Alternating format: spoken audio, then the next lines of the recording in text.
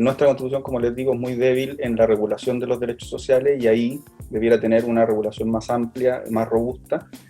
y además también mecanismos de protección de los derechos sociales que hoy por hoy no se encuentran debidamente garantizados en nuestra Constitución. Incluso ciertos derechos sociales los configura más que todo como ciertas libertades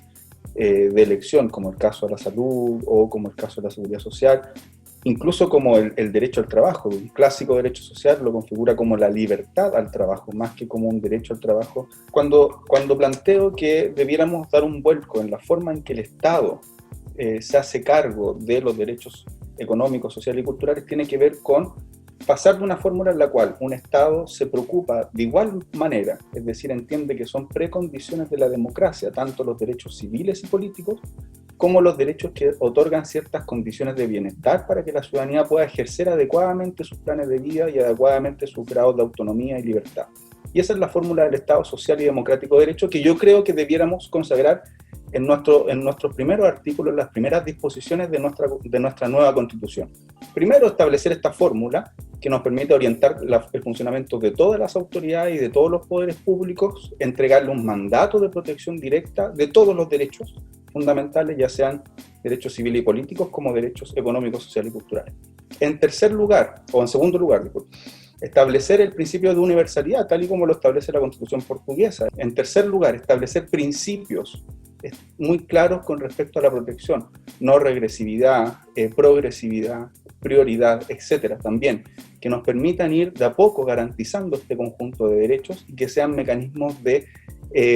orientación para la deliberación política y principalmente para la creación de leyes y las políticas públicas y entre otras para la ley de presupuesto. En cuarto lugar, y tal como también lo establece la Constitución española, la portuguesa, establecer mecanismos institucionales de garantía como los de la Defensoría del Pueblo. En quinto lugar, uno diría reglas claras, mandatos específicos para el Estado en cada uno de estos derechos económicos, sociales y culturales, es decir, saber qué es lo que le vamos a exigir al Estado precisamente en materia de salud, en materia de seguridad social, cuestión que hoy no la tenemos. Cuando digo tenemos una garantía débil es porque precisamente, básicamente son derechos que están con mandatos muy generales y principalmente vinculados a la libertad de elección. Nuestra eventual discrepancia es en la intensidad del reconocimiento de derechos sociales, porque nadie niega en que hay derechos sociales hoy día ya reconocidos en la Constitución, como el derecho a la salud, el derecho a la protección de la salud, el derecho a la educación, la seguridad social, en fin. Cuando Jaime refiere a un reconocimiento más robusto, ¿en qué se traduce eso? Y yo creo que ahí es donde se produce tal vez la discrepancia, en el sentido de que nuestra confianza, o la confianza parece de muchos, está depositada en la constitucionalización de aspiraciones, en hacer crecer, en engrosar los reconocimientos constitucionales. Y yo creo que esa es, por ejemplo, la tendencia latinoamericana, donde uno puede ver en una serie de constituciones una cantidad de reconocimientos y de aspiraciones consagradas. Pero eso, a mi juicio, es